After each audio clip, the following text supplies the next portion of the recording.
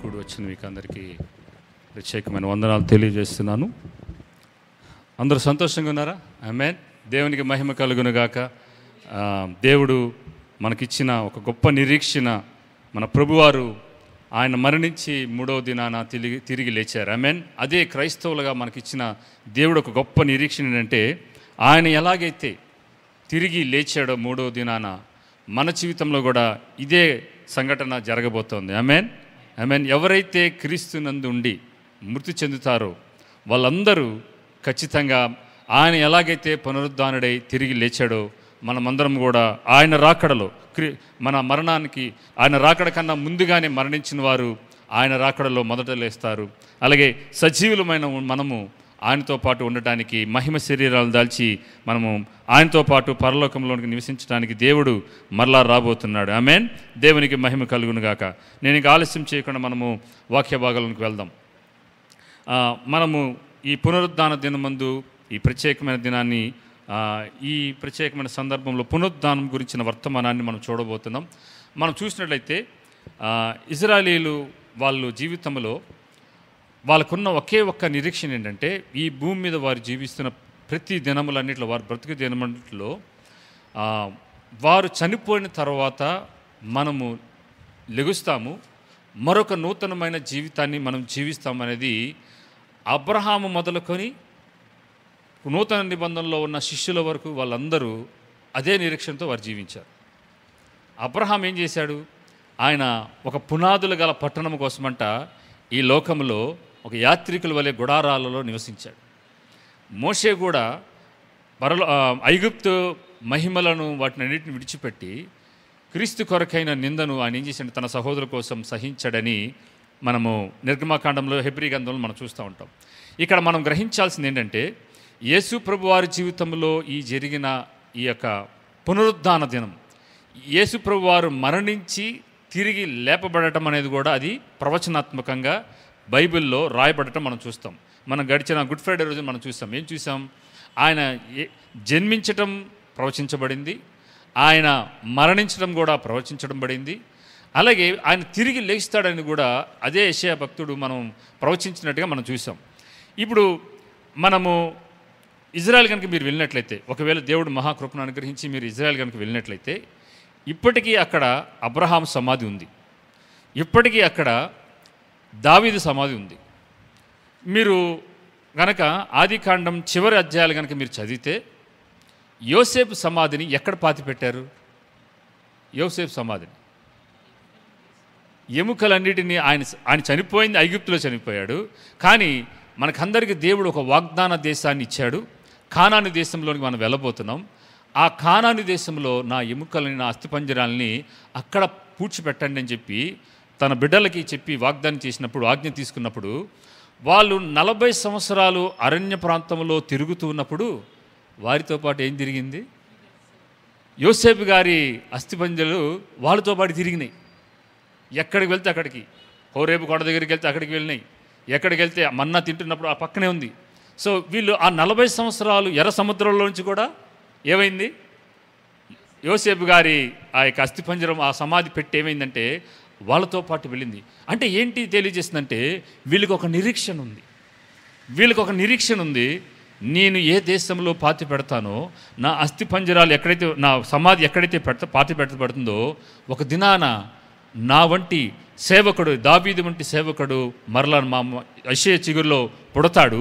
ఆయన పుట్టి అనేకుల కోసం మరణించి తిరిగి లేచిన తర్వాత ఆయన మరలా వచ్చినప్పుడు మేమందరం కూడా లెగుస్తామనే ఒక నిరీక్షణ యోసేపులో ఉంది. కాబట్టి ఆయన ఏం చేశాడంటే, ముందుగానే తన తరము వారికి, తర్వాత తరము వారికి నా సమాధిని తీసుకువెళ్ళి ఎక్కడ పెట్టమన్నాడు?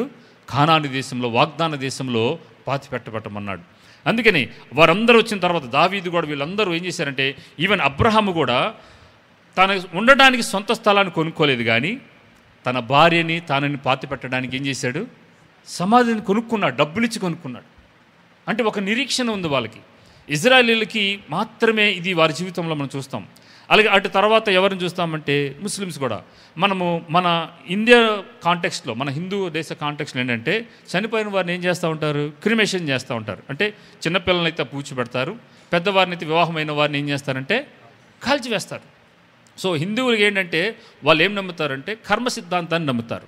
అంటే ఈ లోకంలో శరీరంలో ఉండి చేసిన పనులను బట్టి వాళ్ళు నెక్స్ట్ జన్మలో వాళ్ళు రకరకాలుగా పుడతారని వారు నమ్ముతారు. మనం అలా నమ్మం. మనం జన్మ సిద్ధాంతాన్ని నమ్ముతాం.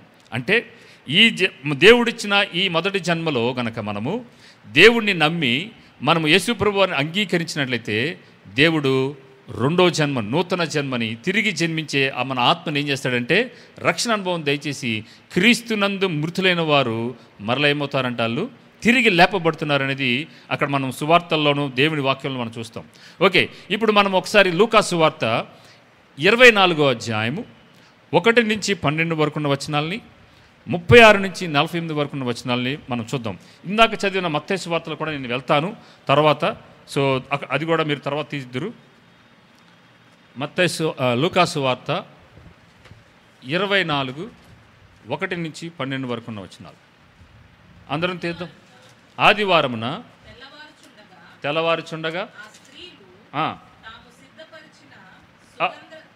చదువు సుగంధ ద్రవ్యములను తీసుకొని సమాధి యొద్దకు వచ్చి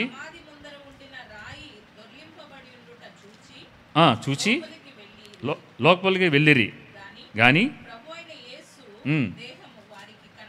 కనబడలేదు. ఇందుని గూర్చి తోచకయుండగా ప్రకాశమానమైన వస్త్రములు ధరించిన 2 మనుషులు వారి యొద్ద నిలవబడిరి. వారు భయపడి ముఖములను నేల మోపి ఉండగా, వీరు సజీవుడైన వారిని మీరెందుకు మృతులలో వెతుకుచున్నారు? ఆయన ఇక్కడ లేడు, ఆయన లేచి ఉన్నాడు. ఆయన ఇంకా గలిలలో ఉండినప్పుడు మనిషి కుమారుడు పాపిష్టులైన మనుషుల చేతికి అప్పగింపబడి సిలువ వేయబడి 3వ దినమందున లేవవలసి ఉన్నదని ఆయన మీతో చెప్పిన మాటను జ్ఞాపకం చేసుకున్నాడు అంటున్నాడు. వారితో అనిరి. అప్పుడు వారైన మాటలు జ్ఞాపకం చేసుకొని సమాధి యొద్ద నుండి తిరిగి వెళ్ళి ఈ సంగతులందు 11 శిష్యులకు తక్కిన వారికి అందరికీ తెలియజేసిరి. ఈ సంగతులు అపోస్తలులతో చెప్పిన వారు ఎవరనగా మగ్దలేని మరియయు, యోహన్నాయు, యాకోబు తల్లి అయిన మరియయు, వారితో కూడా ఉన్న ఇతర స్త్రీలను. అయితే వారి మాటలు వీరి దృష్టికి వెర్రి మాటలుగా కనబడిన గనుక వీరు వారి మాటలు నమ్మలేదు. అయితే పేతురు లేచి సమాధి యొద్దకు పరిగెత్తుకుని పోయి వంగి చూడగా నారబట్టలు మాత్రం విడిగా కనబడెను. అతడు జరిగిన దానిని గురించి ఆశ్చర్యపరుచు ఇంటికి వెళ్ళాను. తర్వాత 36 నుంచి 48 వరకు ఉన్న వచనాలకు వెళ్దాం. వారు ఈలాగు మాట్లాడుచుండగా ఆయన వారి మధ్య నిలిచి, మళ్ళీ శిష్యులు ఏం చేస్తున్నారంటే వాళ్ళందరూ ఒక దగ్గర కూర్చున్నారు. మాట్లాడుచుండగా వారి మధ్య నిలిచి, మీకు సమాధానం అవునుగా అని వారితో చెప్పాను. అయితే వారు దిగులు పడి భయక్రాంతులై భూతము తమకు కనబడనని తలంచిరి. అప్పుడు ఆయన, మీరెందుకు కలవరపడుచున్నారు? మీ హృదయములలో సందేహము పుట్టనేలా? నేనే ఆయనను అనుటకు నా చేతులను నా పాదములను చూడిడి, నన్ను పట్టి చూడిడి. నాకున్నట్టుగా మీరు చూచుచున్న ఎముకలను మాంసమును ఎవరికి ఉండవంట? భూతమునకు ఉండవని చెప్పి తన చేతులను పాదములను వారికి చూపాను. అయితే వారు సంతోషము చేత ఇంకనూ నమ్మక ఆశ్చర్యపడుచుండగా ఆయన, ఇక్కడ మీ యొద్ద ఏమైనా ఆహారం కలదా అని వారిని అడిగాను. వారు కాల్చిన చేప ముక్కను ఆయనకి ఇచ్చిరి.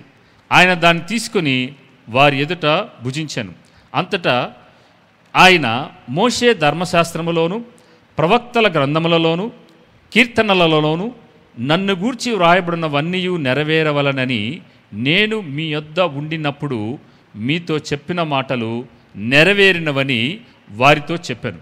అప్పుడు వారు లేఖనములను గ్రహించినట్లుగా ఆయన వారి మనసును తెరచి, ఈ క్రీస్తు శ్రమపడి 3వ దినమున మృతులలో నుండి లేచుననియు యెరూషలేము మొదలుకొని సమస్త జనములలో ఆయన పేరిట మారు మనసును పాపక్షమాపణను ప్రకటింపబడినను వ్రాయబడినది. ఈ సంగతులకు మీరే సాక్షులు. ఇక్కడ చదవబడిన ఈ ఉదాంతంలో మనం ఏమి గమనిస్తామంటే, ఆయన చనిపోవటం ముందుగానే తెలుసు.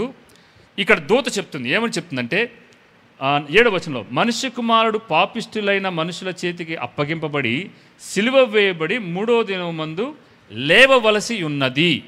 ఇక్కడ ప్రవచనాన్ని మళ్ళా దూత ఏం చెప్తుందంటే, ఈ వచనం మీకు తెలుసు కదా, ఆయన మీతో ముందుగానే చెప్పాడు కదా, ఆ మాటను మీరు జ్ఞాపకం చేసుకోండి అని దూత ఇవి వచ్చిన వారికి చెప్తుంది. ఇప్పుడు వాళ్ళు జ్ఞాపకం చేసుకున్నారంట. చేసుకున్న తర్వాత కూడా వీళ్ళు ఏం చేస్తారంటే వెళ్ళి తన శిష్యులకు చెప్పారు. సమాధి దగ్గరికి వీళ్ళందరూ చూశారు. ఇప్పుడు 36 వరకు ఉన్న వచనాల్లో మనం చూసినట్లయితే వీళ్ళందరూ ఒక రూమ్లో గ్యాదర్ అయి ఉన్నారు శిష్యులందరూ. ఇప్పుడు యేసుప్రభు వారు ఏం చేశారు? తలుపుకి గడి వేసేసింది. యేసుప్రభు వారు ఎలా వచ్చారు? గడి వేసిన తలుపుల్లోకి దూసుకొని లోపల నుంచి అలా వచ్చేసాడు లోపలికి, తలుపు తీయకుండానే. ఇప్పుడు వారి మధ్యలో నుంచొని యేసుప్రభు వారు ఏమంటున్నాడంటే, ఏంటి మీరు భయపడుతున్నారు? నేను యేసుప్రభు వారిని నన్ను చూడండి అంటే వాళ్ళకి ఇంకా భయంగా ఉంది, సంతోషంగా ఉంది, కానీ ఒక పక్కన భయం ఉంది, ఈయన భూతమేమో అని చెప్పి. అప్పుడు ఆయన ఏం చేశాడు? ఏం చూపించాడు? ఆయన తన చేతులను చూపించి ఎముకలను మాంసమును భూతమునకు ఉన్నట్టు ఉండవనంటున్నాడు. ఇక్కడ చూడండి, యేసుప్రభు వారికి చనిపోయి తిరిగి లేచిన తర్వాత కూడా ఆయనకి ఏముందంట? ఏమున్నాయి? ఎముకలున్నాయి. ఎముకలున్నాయి, మాంసం కూడా ఉంది. అవి ఎవరికి ఉండవంట? దయ్యాలకి భూతాలకు ఉండవు.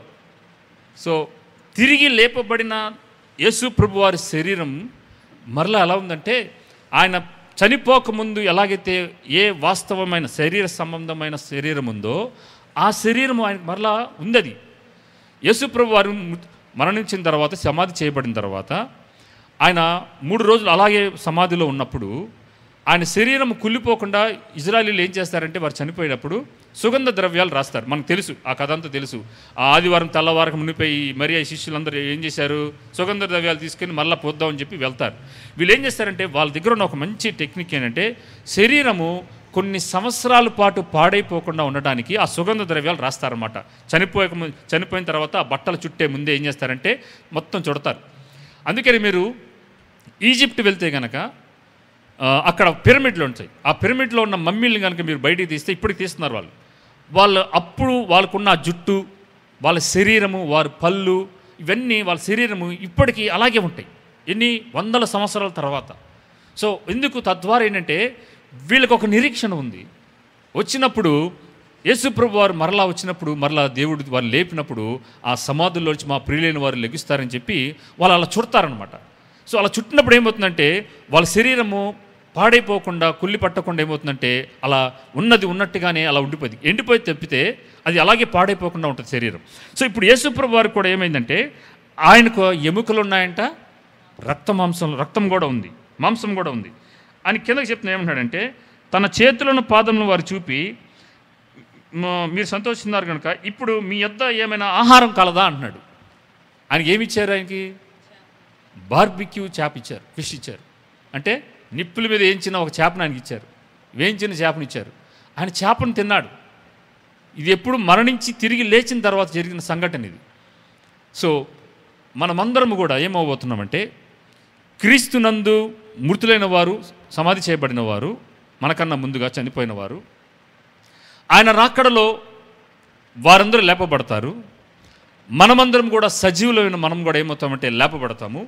మనకందరికీ మహిమ శరీరాలను దాల్చి మనమందరం పరలోకంలో కొనుపోబడిన మీదట ఏమవుతుందంటే, ఈ భూమి మీద ఉన్న మానవులందరికీ, ఎవరైతే యేసు ప్రభు వారిని అంగీకరించకుండా ఉన్న వారందరికీ శిక్షావిధి జరిగిన తర్వాత మరలా ఈ భూమిని ఏం చేస్తాడంటే దేవుడు పునరుద్ధరింప చేసి నూతన భూమిగా, నూతన సృష్టిగా చేసి, ఎవరైతే యేసు ప్రభు వారిని అంగీకరించి తమ జీవితాలను సురక్షకునిగా అంగీకరించి ఆయనకి ఇష్టమైన బిడ్డలుగా జీవించిన వారు ఎవరైతే పునరుద్ధానం చెంది లేపి ఆయనతో పాటు ఆ పరదేశంలోకి వెళ్ళిన వాళ్ళందరినీ ఏం చేస్తాడంటే మళ్ళీ తీసుకొచ్చి ఎక్కడ పెడతాడు తెలుసా? మళ్ళా భూమి మీదే పెడతాడు, పరలోకంలో తీసుకెళ్ళాడు. ఇప్పుడు ఈ భూమి మీద ఎవరు ఉంటారంటే పరిశుద్ధులు మాత్రమే ఉంటారు.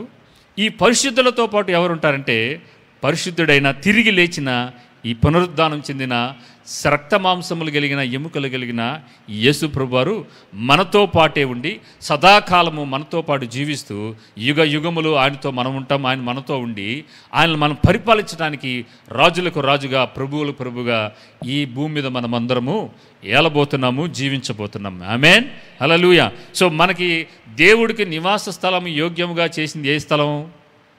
భూమే. మనం పరలోకంలో ఉండబోవడం లేదు, మనం ఉండబోయేది మళ్ళీ భూమి మీద ఉండబోతున్నాం. కాకపోతే ఈ భూమి మీద ఉన్న వాటన్నిటి మరలా సెట్ రైట్ చేసి, మరలా అంతా మొత్తం పాపాన్ని మొత్తం తీసేసి మరలా ఈ భూమి మీద మనం జీవించబోతున్నాం. ఓకే, మనం ముందుకు వెళ్దాం. ఇప్పుడు ఒకసారి యేసు ప్రభు వారిని ఎవరు మృతులలో నుంచి లేపారు? ఎవరు లేపారు? దేవుడే లేపాడు. రోమీయులకు రాసిన పత్రిక 8వ అధ్యాయం 11వ వచనం మీకు అందరికీ తెలుసు. ఒకసారి మీకు చూపించి నేను కొంచెం ముందుకు వెళ్ళాలని ఆశపడుతున్నాను. రోమీయులకు రాసిన పత్రిక 8వ అధ్యాయం 11వ వచనంలో,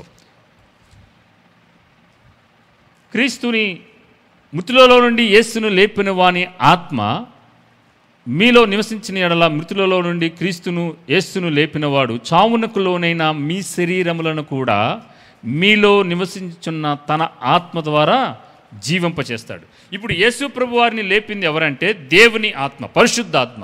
ఇప్పుడు అదే పరిశుద్ధాత్మ దేవుడంట మనలో నివసిస్తున్నాడు. మనం ఒకవేళ మరణించి క్రీస్తు యేసు నుండి మరణించినట్లయితే ఈ యేసు ప్రభు వారిని ఏ ఆత్మ అయితే పునరుద్ధానింప చేయడానికి జీవమును శక్తిని ఆయన 3వ దినం లేవటానికి ఆ సహాయం దయచేసిందో అదే పరిశుద్ధాత్మ దేవుడు, మనలో ఉన్న పరిశుద్ధాత్మ దేవుడు మనం మరణించి మన శరీరాన్ని మట్టిలో పాతిపెట్టబడిన తర్వాత ఆయన రాకడలు ఏమవుతాయంటే ఆ పరిశుద్ధాత్మ దేవుడు మనకు కూడా జీవమును దయచేసి పునరుద్ధానం చేయబోతున్నాడు అనేది ఇక్కడ మనం ఈ వచనంలో మనం చూస్తున్నాం. ఓకే, ఇప్పుడు రాయిని పొర్లించింది ఎవరు? యేసు ప్రభు వారి యొక్క రాయిని పొర్లించింది ఎవరు? దూతలు. ఓకే, నాకు ఈ మైండ్లో ఒక ఆలోచన ఉంది, ఎందుకు నేను ఈ ప్రశ్న వేసిన తర్వాత మీకు అర్థమవుతుంది. ఓకే, ఇప్పుడు యేసు ప్రభు వారిని who rise from the dead from the living for ever, Yesu ప్రభు వారు మృతి చెంది తిరిగి లేచిన తర్వాత ఇప్పటికీ పునరుద్ధానం చెంది సజీవులుగా ఉన్నవారు ఎవరు? మొట్టమొదటిగా యేసు ప్రభు వారు లేచారు. తర్వాత ఎవరు లేచారు? యేసు ప్రభు వారి తర్వాత పునరుద్ధానం చెందింది పాత నిబంధన గ్రంథగస్తులు అని చెప్పి మనకు ఉంటుంది. ఎక్కడది? మత్తయి సువార్తలో 27వ అధ్యాయంలో 52, 53 వచనాల్లో మీరు చూసినట్లయితే యేసు ప్రభు వారు పునరుద్ధానం చెంది లేచిన తర్వాత మొట్టమొదటిగా ఆయన తర్వాత లేచింది ఎవరయ్యా అంటే మత్తయి సువార్త 27,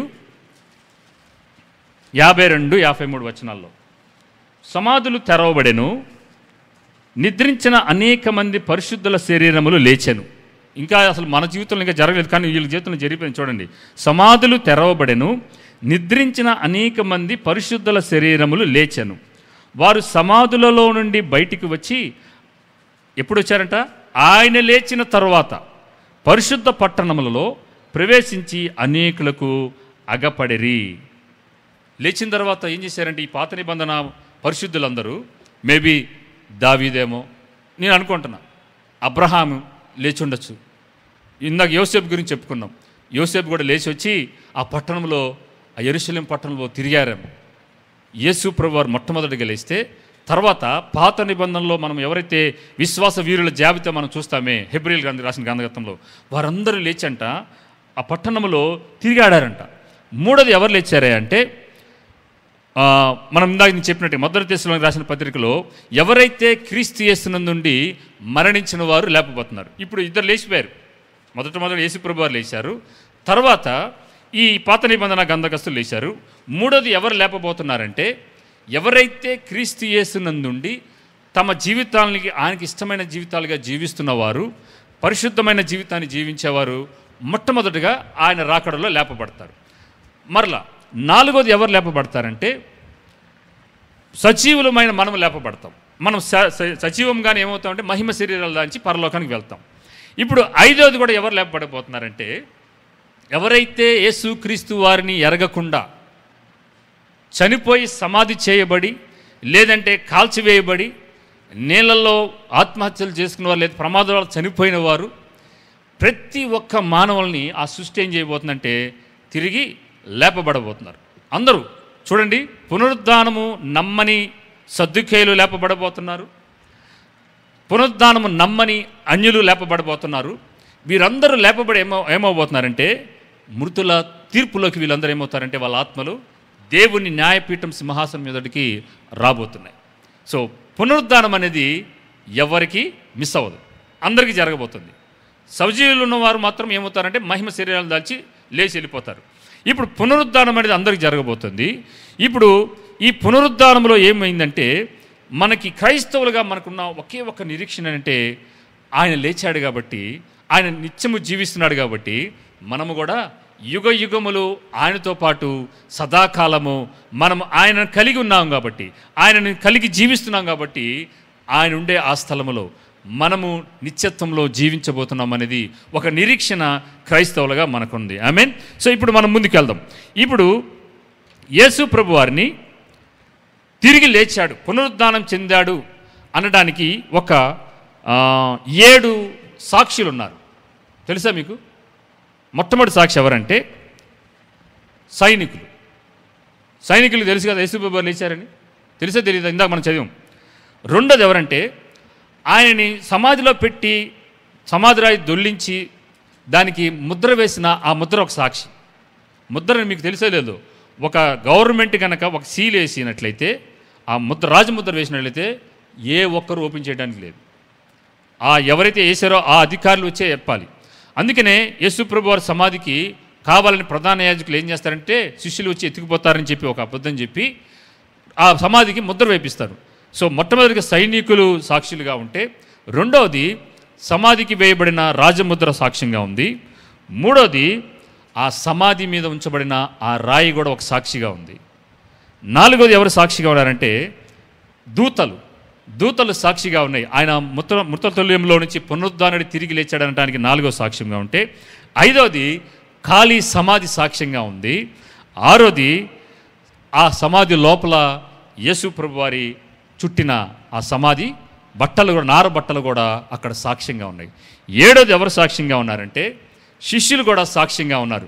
మగ్దలేను మరియ, అలాగే యేసు ప్రభు వారి తల్లి, వీళ్ళందరూ మరియలు, చాలామంది స్త్రీలు, వారే కాదు పేతురు, యోహాను, వీళ్ళందరూ ఆ ఖాళీ సమాధిని చూచారు. ఖాళీగా సమాధి ఉందనడానికి వీళ్ళందరూ సాక్షిగా ఉన్నారు. అంత మాత్రమే కాదు, వాళ్ళందరూ ఆ మేడ గదిలో ఉన్నప్పుడు, లేదంటే అక్కడ కూడి ప్రార్థనలో ఏకీపిస్తున్నప్పుడు ఆయన వారి మధ్యలోకి వచ్చినప్పుడు వారందరూ కూడా యేసుప్రభు వారిని చూచారు. పునరుద్ధారణ యేసుప్రభు వారిని, ఆయన శరీర రక్తాలను చూశారు, ఆయన ఎముకలను చూశారు. తోమ అయితే ఏకంగా ఆయన లోపల చేయి పెట్టి చూడమన్నాడు. ఆయన ఒక చేపను తినటం వారు చూశారు.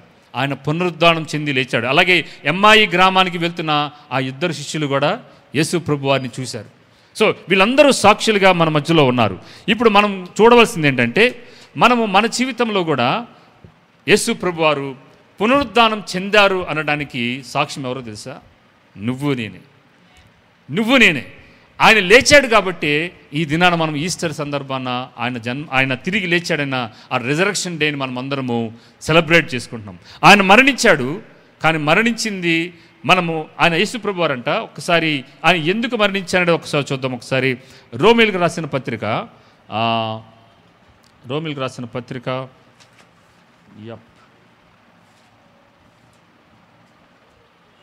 6వ అధ్యాయం 11వ వచనం చూడండి ఒకసారి.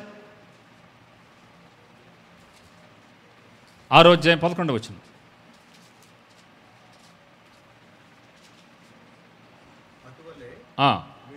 మీరును పాపము విషయమై మృతులుగాను దేవుని విషయమై సజీవులుగాను మిమ్మల్ని మీరే ఎంచుకోమడి. అదే రోమీయులకు రాసిన పత్రిక 4వ అధ్యాయం 25వ వచనం చూడండి. 4:25. ఆయన మన అపరాధముల నిమిత్తము అప్పగింపబడి,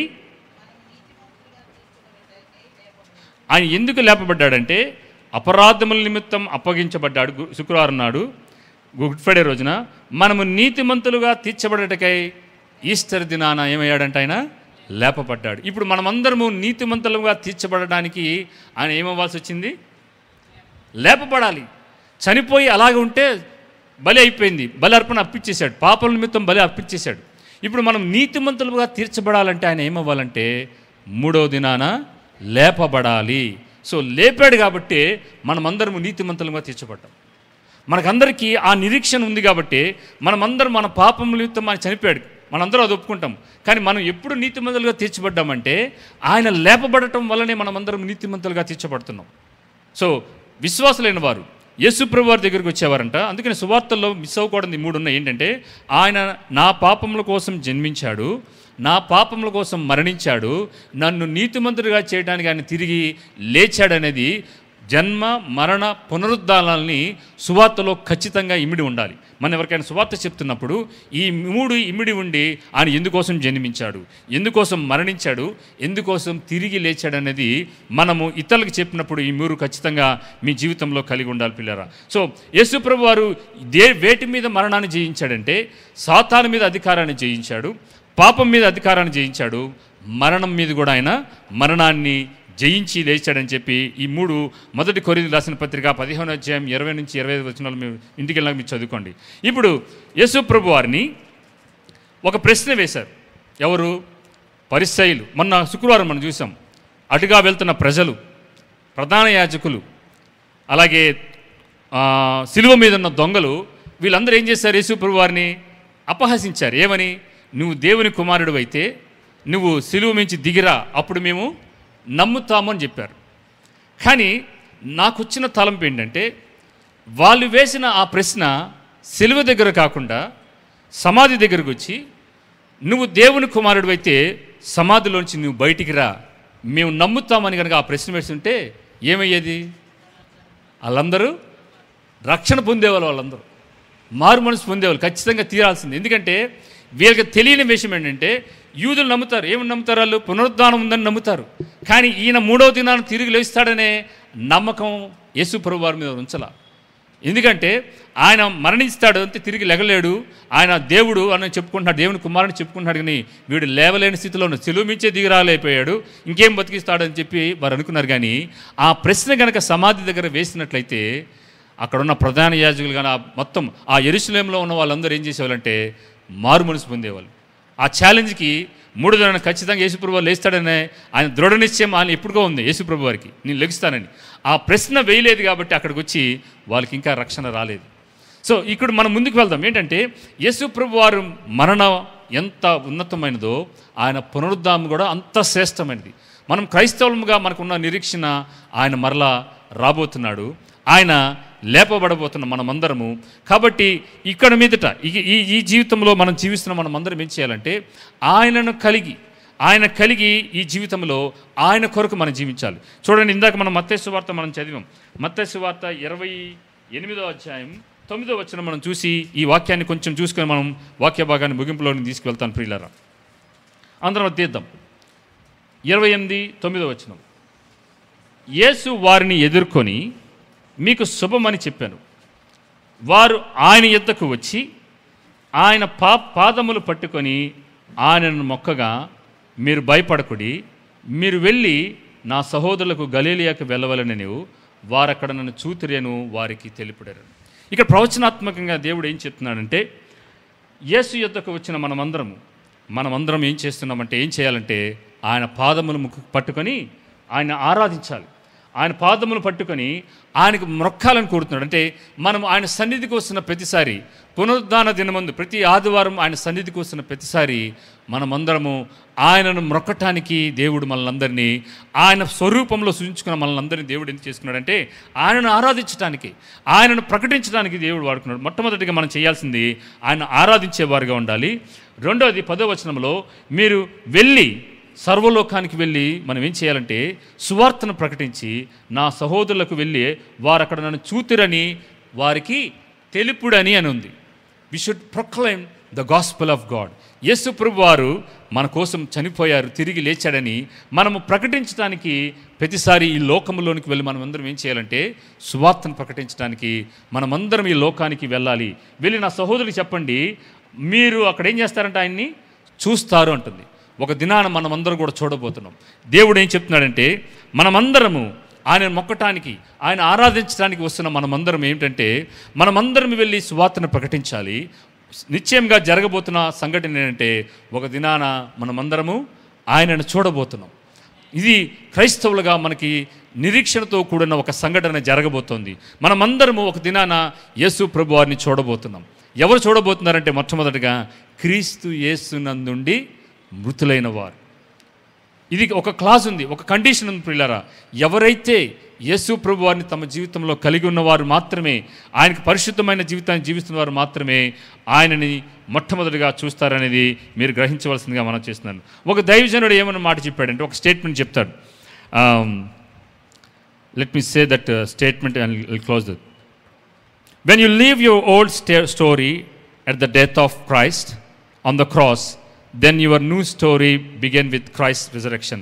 మనం ఎప్పుడైతే మన పాత జీవితాన్ని సిలువ దగ్గర వదిలేస్తామో అప్పుడంట మన యొక్క నూతన జీవం ఎక్కడ స్టార్ట్ అవుతుందంటే యేసు ప్రభు వారు తిరిగి పునరుద్ధానం చెందిన ఆ పునరుద్ధాన దినం ఆ సమాధి దగ్గర మన నూతనమైన జీవితాలు ప్రారంభమవుతాయని ఒక దైవజనుడు చెప్పడం నేను. సో కాబట్టి మనం అందరం ఏం చేయాలంటే, ఆ రోజున సమాధి రాయి దొర్లించబడింది.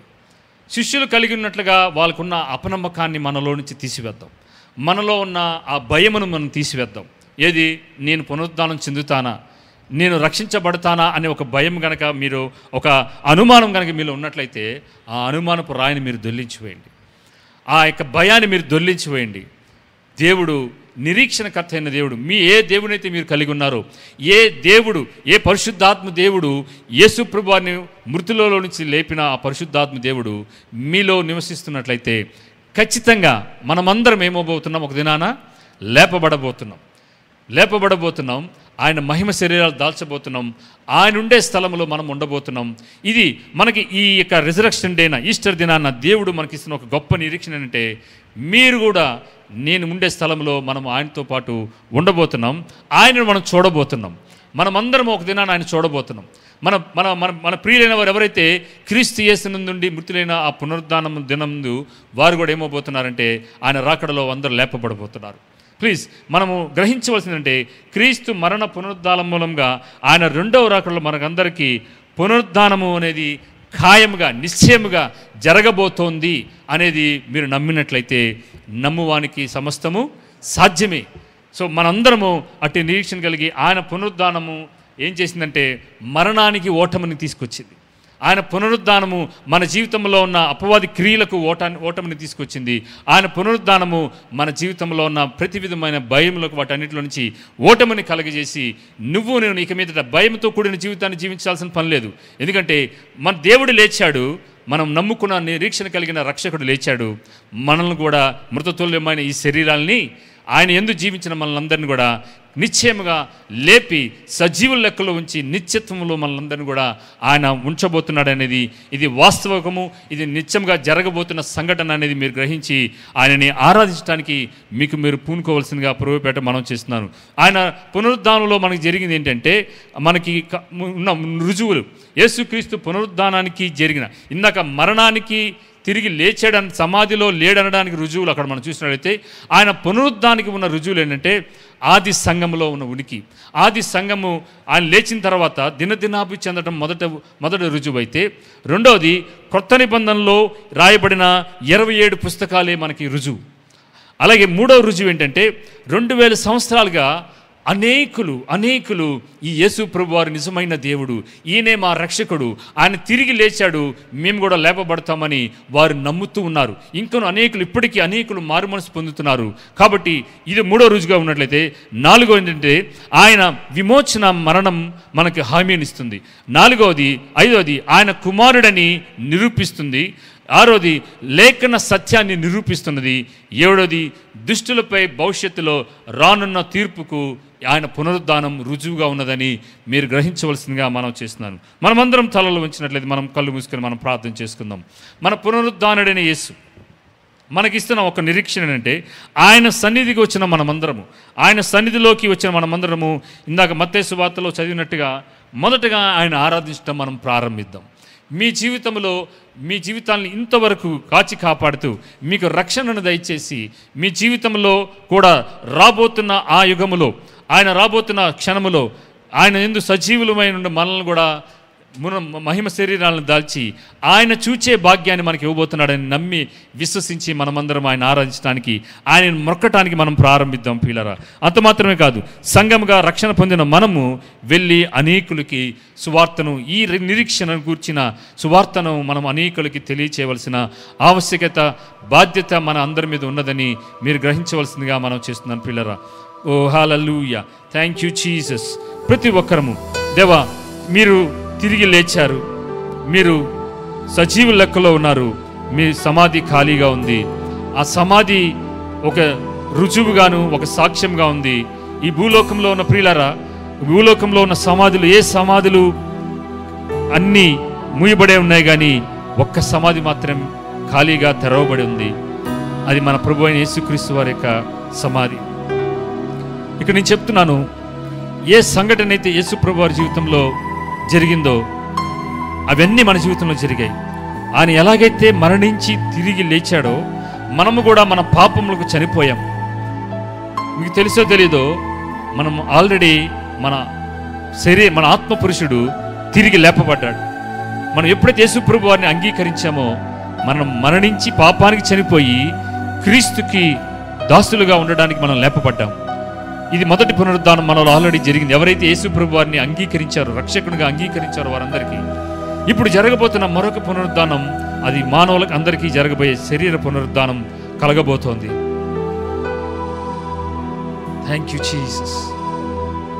ఆ మహిమకరమైన దినములో, ఆ ఉన్నతమైన నిరీక్షణ కలిగిన వారంగా మనమందరము, ప్రభువా నువ్వు ఎలాగైతే నా పాపం కోసం చనిపోయి తిరిగి 3వ దినాన మీరు లేచారో, నేను కూడా ఒక దినాన్ని లేపబడబోతున్నాను.